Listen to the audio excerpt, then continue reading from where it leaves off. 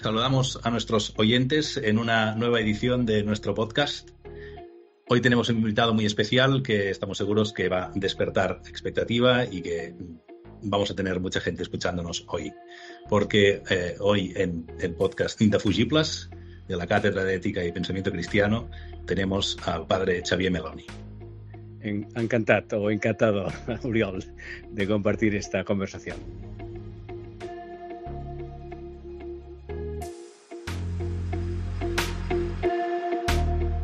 Indefugibles, el podcast de la Càtedra d'Ètica i Pensament Cristià de l'IQS, amb Xavier Casanovas i Oriol Quintana. Un podcast amb la col·laboració de Catalunya Religió.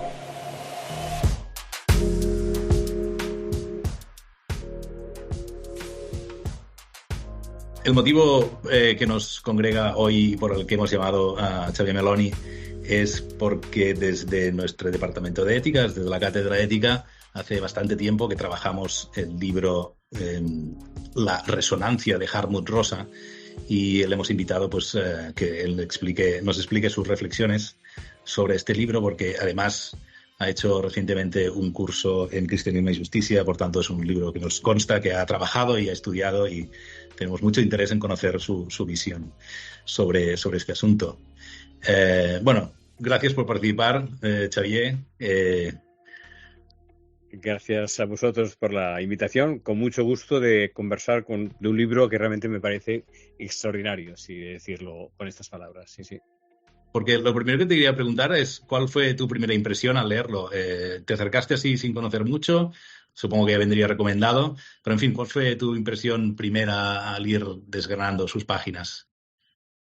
Bueno, me pareció un libro maduro de una persona que tiene un largo recorrido, porque para sintetizar con una sola palabra todo lo que quiere decir, me parece extraordinario. O sea, da en el blanco con el título y no se mueve del título en 700 páginas que tiene el libro.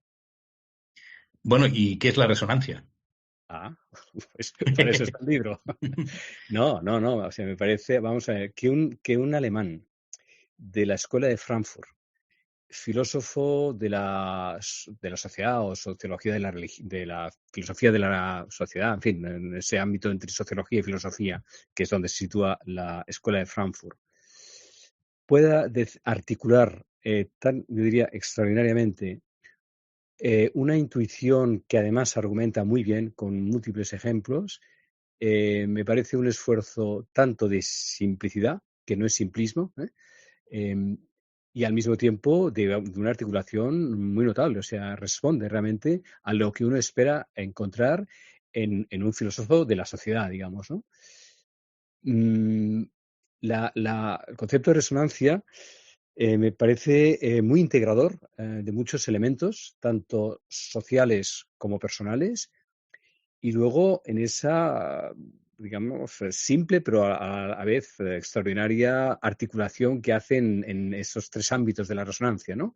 La horizontal, la diagonal y la vertical, que solo con esto, vamos, ya está abriendo lo que yo, que soy paniqueriano, pues llamaríamos la intuición cosmoteándrica, porque se corresponde plenamente, es decir, a lo humano, que es la horizontalidad, las relaciones interpersonales, la diagonalidad, que es la relación con las cosas, por tanto con el cosmos y en fin, con lo objetual, digamos, y la relación con lo trascendente, que sería lo vertical, ¿no? Entonces, esta tríada que es constitutiva de toda reflexión integral del ser humano, de todas las religiones, de todas las filosofías, de cualquier reflexión seria que el ser humano haga sobre sí mismo y sobre el mundo en el que vive, como digo, convocada y entrelazada en torno a una sola palabra, me parece una verdadera obra de arte. Pero la resonancia, ¿lo podemos explicar así brevemente? Sí, brevemente. La resonancia es lo que nos está pasando entre tú y yo en estos momentos. La resonancia es lo que nos puede estar pasando entre tú y yo y los que estén oyendo esta conversación. Es decir, la resonancia es una inmediatez de experiencia que conmueve de algún modo la integridad de nuestra persona. La conmueve perceptivamente porque tiene que ver con los sentidos. Ahora, si podemos estar resonando es porque nos estamos oyendo y nosotros viendo, tú y yo, ellos, los que están escuchando el podcast, no nos ven, pero pueden oírnos. Por lo tanto, hay una resonancia inmediata auditiva, sensorial. Hay una resonancia cognitiva, porque estamos hablando de algo que da sentido y que buscamos sentido y nos resuena o no nos resuena, por lo tanto, es una inmediatez. Y hay una resonancia, bueno, podemos decir, si queréis, también afectiva, se puede decir que hay una, sí, como una conmoción, podríamos decir, que le da a esta palabra una, digamos, una inocencia, una no complicación, pero al mismo tiempo una capacidad integrativa muy bien encontrada. Entonces, él habla de muchas maneras de lo que es la resonancia, pero la más simple la pone, creo que al principio, que cuando una cuerda de violín la pones, la haces resonar, según cómo resuene, la de al lado resuena al instante o no le resuena. O sea, no es algo que tú quieras que te resuene, eso se da o no se da. Donde empieza nuestra responsabilidad, digamos, es en la identificación de esa resonancia y en la respuesta a esa resonancia. Entonces, en la resonancia hay un aspecto pasivo, digamos, porque se recibe, se percibe, se siente con los sentidos o cognitivamente, como estamos diciendo, pero al mismo tiempo se responde a eso. Por lo tanto, es una activa pasividad o una pasiva actividad, digamos, ¿no? Y ahí entramos en algo muy interesante, digamos, ¿no? Esto por un lado. ¿Sigo? Sí, adelante. Vale. Por otro lado, yo creo que lo interesante de esta intuición es que, y esto él lo argumenta muy bien, nuestra sociedad se ha construido en la separación sujeto-objeto. Nosotros somos el sujeto, que es toda la gran conquista, podemos decir, de la modernidad, pero este sujeto que va en busca de objetos, sea por el deseo de su necesidad, de consumir o de comer, sea por sus ideales de una sociedad mejor, sea por lo que fuere, el modo en que nosotros como sujetos nos relacionamos con todo aquello que es objeto fuera de nosotros acaba siendo utilitarista. Lo utilizamos para un fin que está fuera de nosotros y del mismo objeto. Con lo cual, estamos abocados a una permanente insatisfacción. Sí que hacemos un recorrido, pero es como si uno quisiera acercarse a la pelota y cada vez que se acerca a la pelota la chuta. Y entonces la vuelve a hacer, y cuando le vuelve a hacer, la vuelve a chutar. Pues eso crea toda la angustia existencial, en el fondo, del momento que nos encontramos, ¿no? Entonces, la resonancia no se encuentra entre la separación objeto-sujeto, sino en el vínculo, en lo que se genera entre ambos. Y por tanto es a tres bandas, podríamos decir. Soy yo, es el objeto que deja de ser objeto porque en lo que me resuena ya forma parte de mí, y eso que sucede entre ambos. Ese entre ambos abre otro modo, incluso me atrevería a decir, de vivir. Abre otro modo de vivir. A mí lo que me ha llamado la atención del libro es que hay una equiparación, digamos, entre, o sea, el concepto de resonancia permite hacer una continuidad entre las experiencias más cotidianas, ¿no? Como mencionabas antes, así con los objetos, digamos, ¿no? No todas son resonancia, por supuesto, pero hay experiencias significativas relacionadas con cosas que hay en el mundo, a veces simples objetos, a veces. Y con las experiencias más profundas, ¿no? Con una experiencia de conexión con el cosmos o una experiencia trascendente de conexión con Dios, con lo que hay más allá del cosmos. Bueno, entonces, mi pregunta es, por tanto, es un libro, en el fondo, de espiritualidad, ¿no? Porque permite transicionar, digamos, ¿no? Y entender, en el fondo, la presencia de Dios en todas las cosas, de alguna manera, ¿no? Si tuvieras que relacionarlo con algún otro libro de espiritualidad más antiguo, incluso diría de la tradición, de cualquiera de las tradiciones religiosas, ¿o qué otros conceptos de las tradiciones religiosas crees que se puede relacionar la resonancia para entenderlo mejor? Es una buena pregunta. Bueno, a ver, extrapolándolo un poco, pero podríamos ponerlo en relación con el medio divino de Teilhard de Chardin, ¿no? Es decir, todo es el medio divino en el que se despliega la vida. Y nosotros como vivientes humanos, porque es la parte que nos toca, nuestra humanidad, sea lo que sea, que tampoco sabemos lo que es esto de ser humanos, en cualquier caso, tampoco hace una especulación sobre esto, ¿no? Sino hay como una confianza básica, yo diría.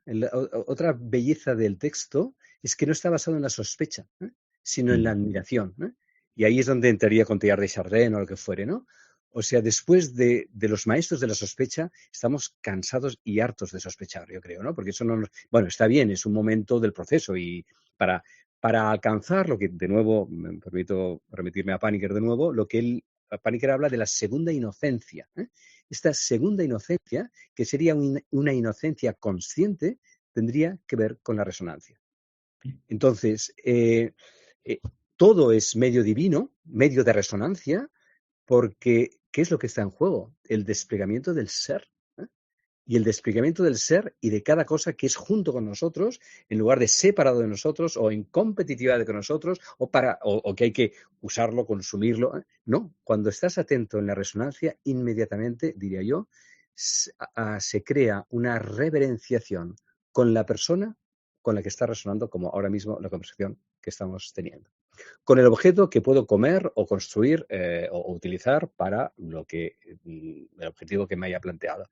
Y no digamos, pues con Dios, ¿no? Con lo trascendente, que deja de ser un objeto de nuevo de mi necesidad o un objeto de mi petición o un objeto de mi desesperación, sino es por excelencia el horizonte último de resonancia, digamos, ¿no? Entonces, todo ello hace que sea, como has dicho muy bien, un libro de espiritualidad, pero no de autoayuda, ¿eh? No es un libro de autoayuda, porque es muy exigente, o sea, no es nada complaciente. Además hay toda una inseparabilidad también entre lo individual y lo colectivo, lo social, ¿no? Ahí también creo que hay una gran aportación de este sentido, ¿no? A mí una de las cosas que me ha llamado la atención del libro, y también a propósito de algo que has dicho ahora, es, a ver si estarías de acuerdo en entenderlo así, en el libro hay una gran ausencia de metafísica, es decir, hay una constante remisión a la experiencia y una renuncia muy fuerte a dar cosmovisiones de ningún tipo. Entonces, esto puede tener su ventaja, pero por ejemplo, cuando tú haces referencia a Panikkar, que ya te he preguntado por otros antecedentes, pero de hecho ya habías mencionado a Panikkar, ¿no? Como sí, otro autor que puede dar un contexto para comprender.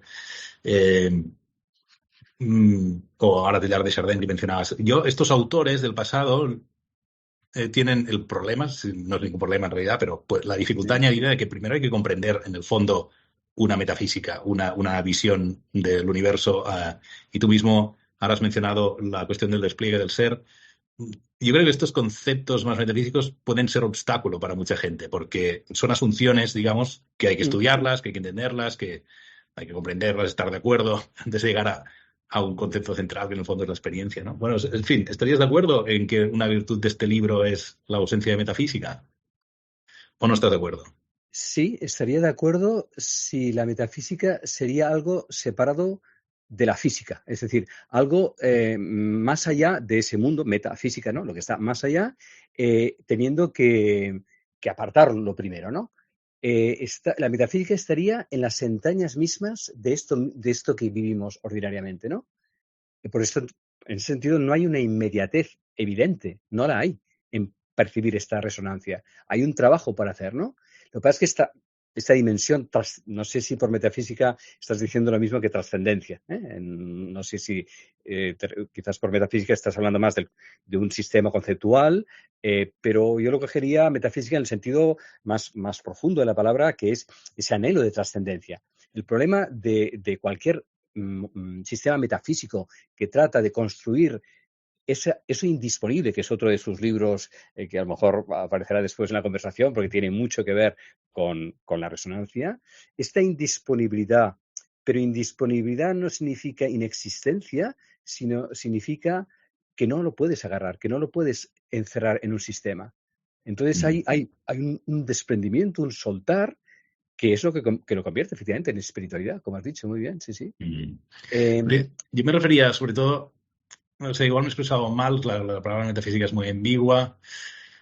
Dicho de otra manera, este libro es compatible con un sistema filosófico no dualista, pero también es compatible con un sistema filosófico más tradicionalmente religioso, más dualista. ¿Estarías de acuerdo? Sí, sí. Lo que él te diría es que sea el sistema que elijas para existir o para dar sentido a tu existencia, eso no te aliene. O sea, No te perdona, ¿puedes repetir? no te aliene, no sea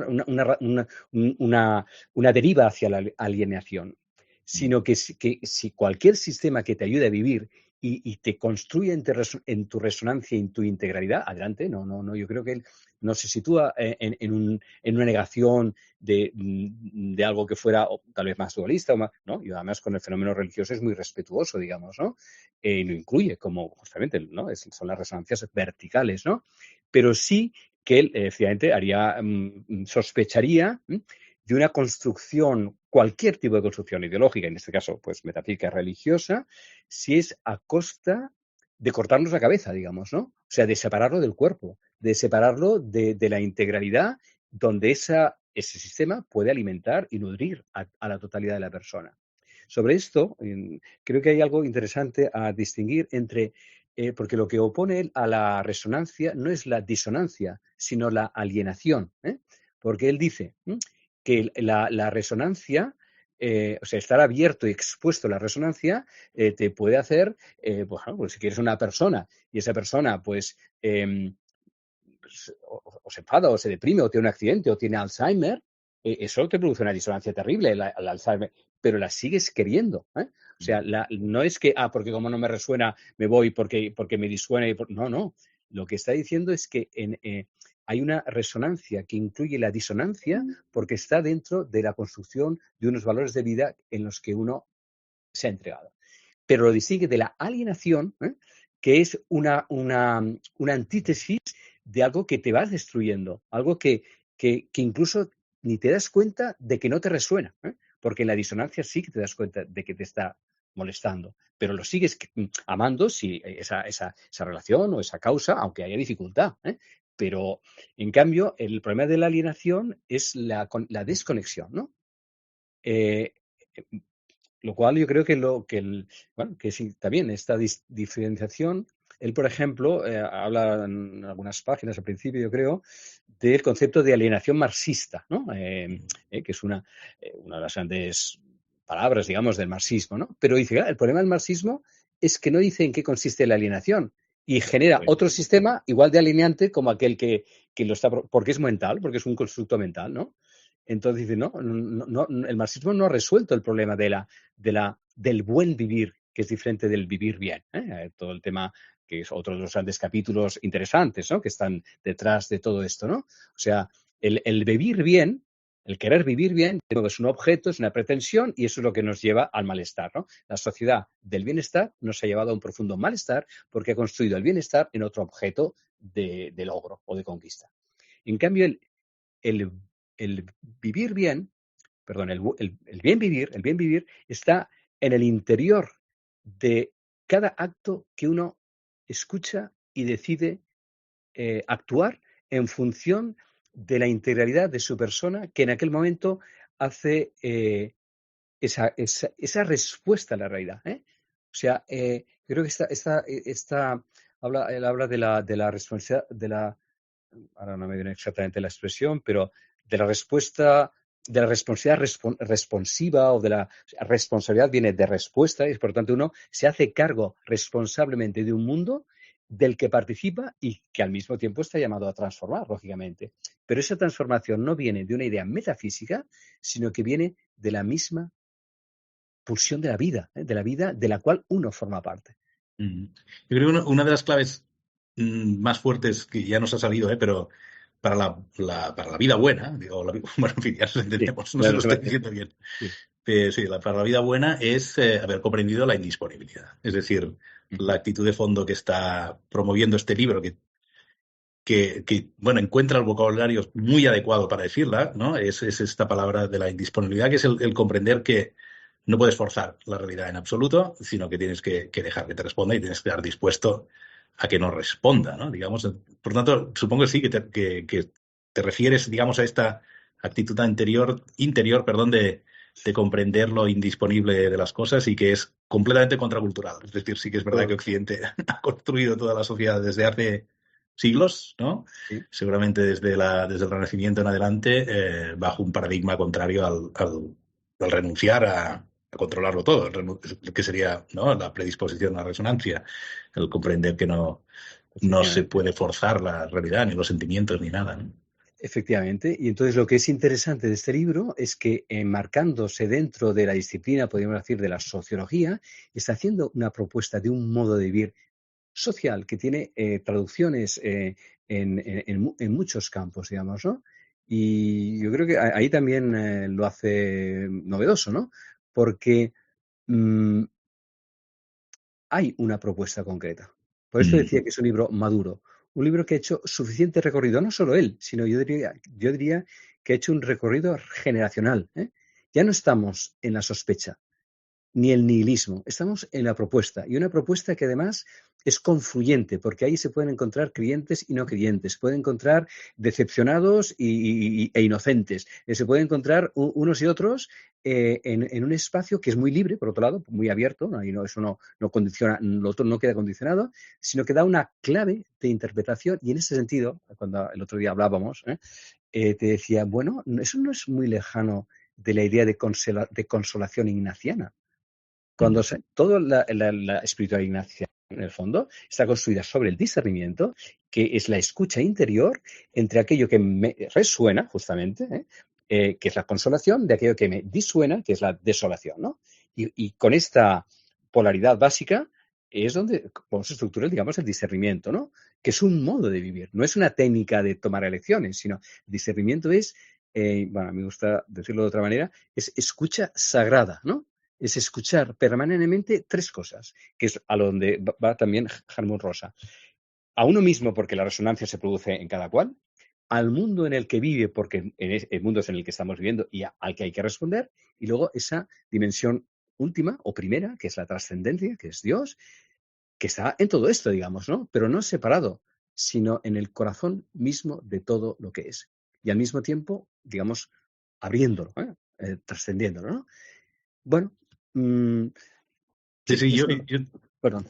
Iba a decirte que estoy de acuerdo que es un libro súper maduro, pero también inesperado, en el sentido de que el mérito de Rosa es haber tenido es una madurez, ¿no? La habilidad de ver un poquito más allá, o sea, de saber recapitular dónde estamos como sociedad. Porque la verdad es que me surgen dos cosas. Así una primera más de duda, ¿no? Es decir, él hace una propuesta, como tú decías, pues clara, pero en el fondo lo que están defendiendo es un cambio cultural, una transición.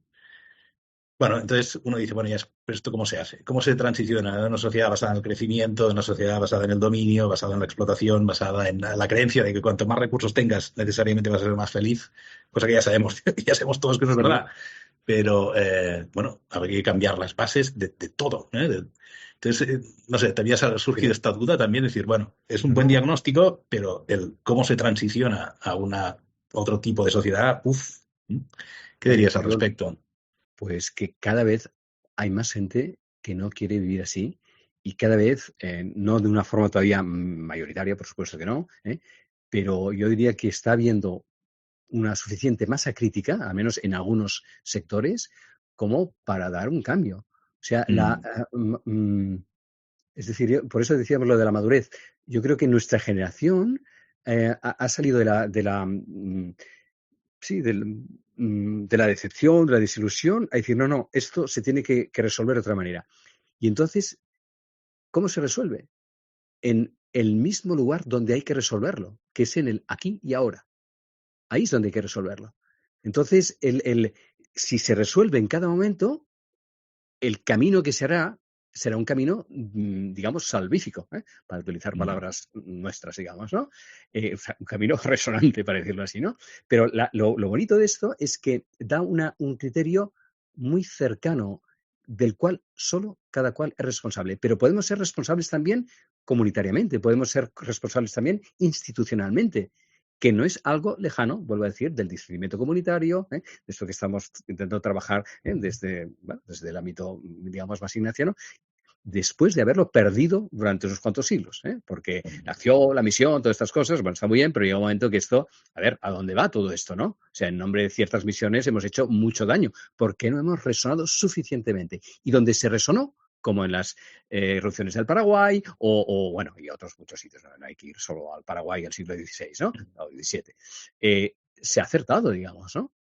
Entonces, bueno, sí, o sea, nos da una herramienta tan simple que deja perplejo. Sí, Pero, también te quería comentar que sí.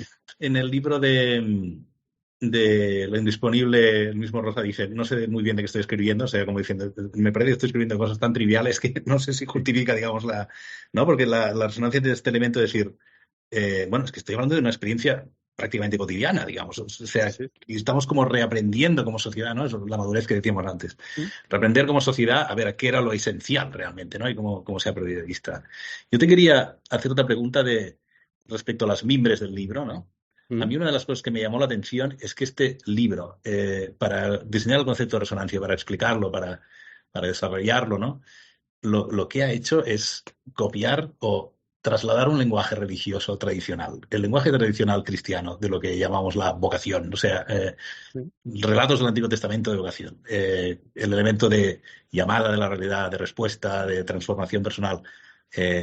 Y entonces, bueno, trasladarlo a la experiencia cotidiana, ¿no? Normalmente en un contexto cristiano la vocación viene de Dios, él solo dice la vocación viene de todo, ¿eh? Y la respuesta y la resonancia puede venir disparada por cualquier cosa. Entonces, cuando lo leí, me dio un poco de rabia. No sé, tampoco estamos aquí para hablar de mí. Pero estarías de acuerdo, ¿no? En que digamos, el mimbre de este texto es coger, en realidad, categorías muy cristianas, como son la vocación, o bueno, de religiones en que hay un Dios personal, ¿no? Y trasladarlo a lo demás. Sí, totalmente, pero yo diría que él descubre esto por otros caminos y nos encontramos en el mismo lugar. O sea, a mí, en lugar de darme la rabia, me da una gran alegría.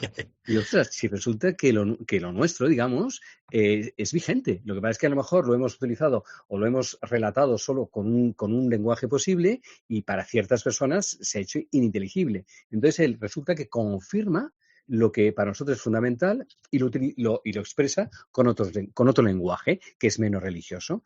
Te quería leer un poema que a mí es de las cosas que más me ha fascinado que lo cita él, cuando los ejes verticales habla, claro, él no cita muchos textos explícitamente religiosos, ¿no? Los tiene en cuenta, pero no tiene conocimiento y tampoco.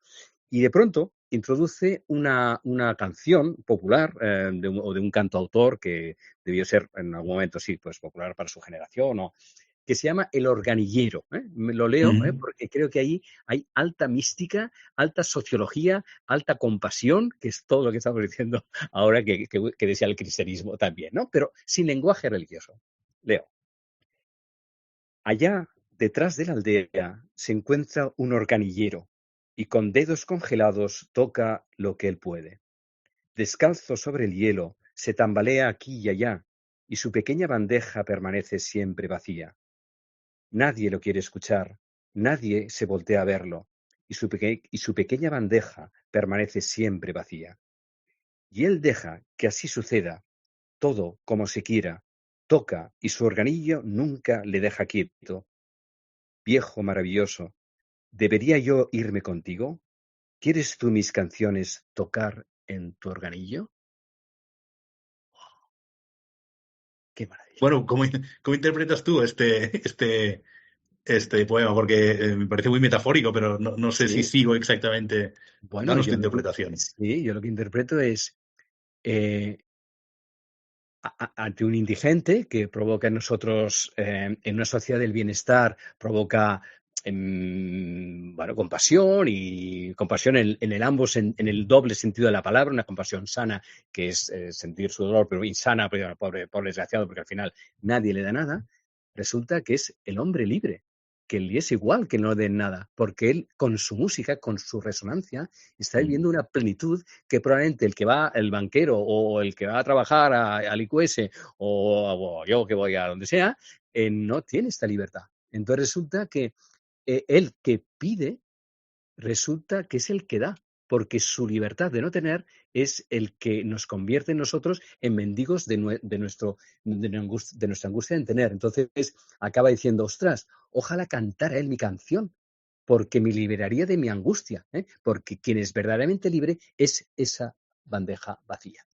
Y en ese vacío está la indisponibilidad. En ese vacío está Dios. En ese vacío está el anhelo místico de todas las religiones con el final de San Ignacio. Tomad, Señor, recibid toda mi libertad, inteligencia, memoria y voluntad. Todo es vuestro. Disponed de vuestra voluntad. Cada instante me basta. Dadme vuestra obra y gracia, que con esto tengo suficiente, ¿no? Bueno, pues eso a través no de una canción religiosa, sino de un organillero. ¡Wow! Pues esto me parece muy, muy interesante. Te iba a decir, hace un momento has mencionado la plenitud y de alguna forma decías este organillero como figura de la plenitud que ha encontrado, ¿no?, una resonancia. A mí me da la impresión de que el libro, en realidad, cuando insiste en la cuestión de la indisponibilidad de la resonancia, en el fondo está negando está prometiendo y negando la plenitud. Es decir, si la resonancia es indisponible, entonces no se parece en nada a lo que algunas personas piensan como que sea plenitud, ¿no? La resonancia es la imposibilidad en realidad de poseer algo y por tanto, bueno, lo decías, hay una especie de vacío, ¿no? O sea, lo digo para distinguir, por un lado, para distinguir lo que es un libro de espiritualidad de lo que es un libro de autoayuda, digamos. El libro de espiritualidad tiene que haber siempre ahí un vacío y una cierta insatisfacción.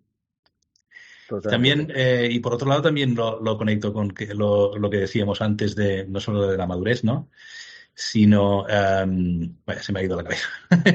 Bueno, en fin, es verdad, ¿no? O sea, la Sí. plenitud. No, lo de la plenitud. La Muy plenitud interesante la pregunta. Sí, propiamente, o sea, siempre bueno, siempre no, pero uno piensa que la plenitud, no sé si el ser humano está exactamente preparado para la plenitud. Entonces, de alguna forma, Rosa dice, plenitud no, resonancia, que no es exactamente la plenitud, ¿no? ¿Estarías de acuerdo con una totalmente. lectura así? Totalmente. Si me permites la traslación al tiempo que estamos viendo ahora pascual, estamos justamente estos días pasando de la ascensión a Pentecostés, en este momento en que estamos hablando.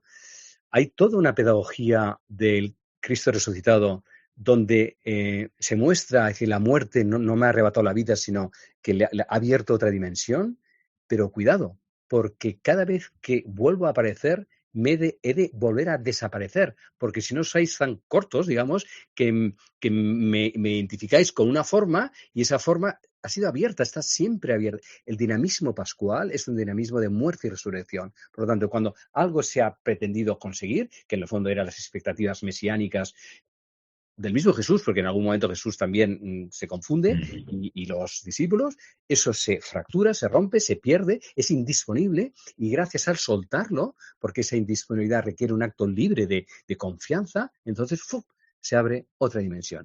Eso nuevo que se abre no se puede poseer, es lo de María Magdalena cuando se le aparece, Jesús dice, no me toques, ¿no? O sea, no me toques significa no me agarres, porque si me agarras me vas a llevar a donde tú estás y eres tú la que tiene que venir a donde yo estoy. Y donde yo estoy es en todas partes y en ninguna, porque ya estoy en otro modo de estar, ¿no? Entonces, sí, efectivamente, esta plenitud, Oriente no habla de plenitud, sino que habla de vacío. A los occidentales la palabra vacío nos angustia, ostras, una religión que va al vacío, ¿eso qué sentido tiene? El sentido oriental de vacío, probablemente es vacuidad más que vacío, y la palabra vacuidad viene de sunyata, que es el vientre que se abre, que se hincha, digamos, que se dilata para engendrar a una criatura. O sea, ese espacio disponible que engendra vida. Ese es el vacío oriental. Nosotros identificamos la plenitud con ese vacío. Así como a nosotros occidentales la palabra vacío, vacuidad, es un horror vacui, nos angustia porque pensamos que es la nada, a ellos la palabra plenitud les empacha. O sea, plenitud, qué horror. O sea, no da espacio para otra cosa, digamos, ¿no? Entonces yo creo que habría que conjuntar ambas palabras, plenitud y vacuidad, porque se conjugan bien y la resonancia sería un buen camino de conexión entre ambas. Bueno, en fin, creo que tenemos que ir acabando porque no podemos hacer un podcast eterno. Pero volviendo al libro, En realidad, mira, todo este podcast era una excusa para preguntarte lo siguiente. No sé si será significativo para nuestra audiencia, pero para mí, desde luego, sí que lo será, ¿no? Con mucho gusto. Porque las preguntas de una persona inteligente hacen que... No, perdona que te lo diga. No, tú eres más inteligente. No, bueno, dejemos. No, es decir, que las buenas preguntas permiten buenas respuestas, ¿no? Y entonces ahí es como se avanza pensando. Uf, qué presión. Voy a ver si estoy a la altura. altura. Que corten del podcast porque no entra. Sí. Bueno, pues te iba a decir... Sí. ¿Cuál es la pregunta? A ver, yo siento bastante apego por las formas, digamos... tradicionales de la religión, digamos. Y entonces sé que en buena parte el lenguaje de la Iglesia Católica nadie lo comprende, ¿no? Porque necesita una iniciación como muy bestia que no todo el mundo puede hacer, ¿no? Entonces, nuestras sociedades se están secularizando, sin duda, en el sentido ¿no? De que la pérdida de presencia de una religión tradicional institucionalizada, ¿no? Como el cristianismo. Entonces, esto yo lo veo con dolor, en el fondo, ¿no? Entonces, no sé si explicar el fenómeno de la resonancia, incluso con el lenguaje de Rosa, que es muy entendible y que conecta mucho, no sé si va a ser una preparación, digamos, para una entrada en una religión institucional o si va a contribuir más bien a disolverlas. La segunda pregunta sería, entonces, bueno, esto es bueno o malo, pero vamos a la primera, ¿no? ¿Tú crees que esto es una preparación, digamos, puede ser usado como una preparación, como una iniciación a ciertos contenidos religiosos más institucionalizados o si en realidad lo sustituyen? Esta sería mi pregunta. Sí.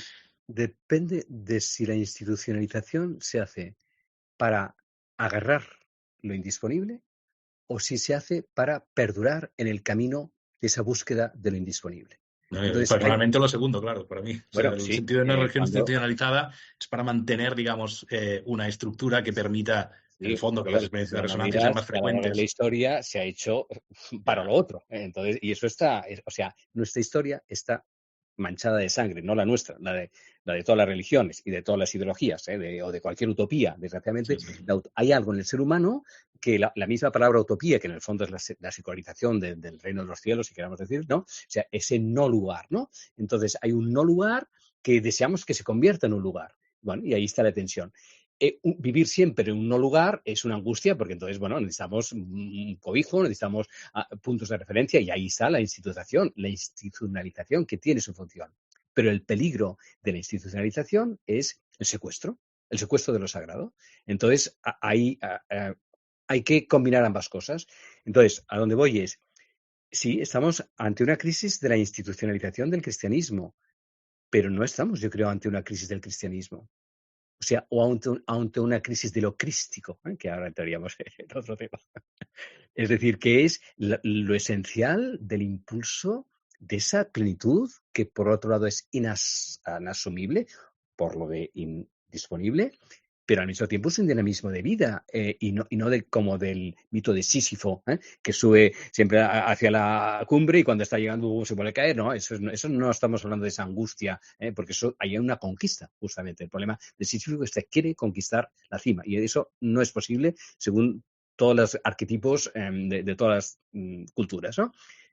Como María Magdalena no puede agarrar a Jesús resucitada y sin embargo la resurrección está ahí, está disponible. Pero disponible indisponiblemente. Entonces, hay algo en el ser humano que necesita institucionalizar, lógicamente, porque no podemos, como hablamos una lengua, no podemos estar cada vez inventando un lenguaje. Bueno, pues necesitamos una gramática y unas reglas y entonces a partir de ahí creamos palabras, o comunicaciones nuevas y a veces incluso palabras nuevas. Bueno, ¿cómo conjugar ambas cosas? Bueno, yo creo que es un gran reto. Vuelvo a decir, a tu pregunta, entonces la palabra resonancia, o sea, la clave de la resonancia, yo creo que ayuda a decir, bueno, a unos les puede ayudar la institucionalización y a otros no, pero que sepan por qué les ayuda y por qué no les ayuda. Que no lo hagan desde la posesividad o desde la rabia, sino que lo hagan que se escuchen desde dónde están siendo fieles a unas determinadas formas o desde donde ya sienten que no les... Pero que lo hagan conscientemente y responsablemente, porque eso nadie lo puede hacer en nombre de ellos. Bueno, Javier, muchas gracias. Ya seguiremos hablando otro día. Con mucho gusto. Me puedes citar aquí en público o en privado. Muy bien, pero creo que ha sido un gran podcast. mucho nivel y, en fin, te agradezco muchísimo que hayas querido participar. Y, yo también, yo te agradezco también la conversación, porque es un libro que merece ser debatido, dialogado y leído en seminarios, y bueno, supongo que esa es la razón de este tema de hoy, ¿no? Y, en fin, a nuestros oyentes les decimos gracias también por habernos escuchado y les emplazamos a la próxima edición de Indefugibles.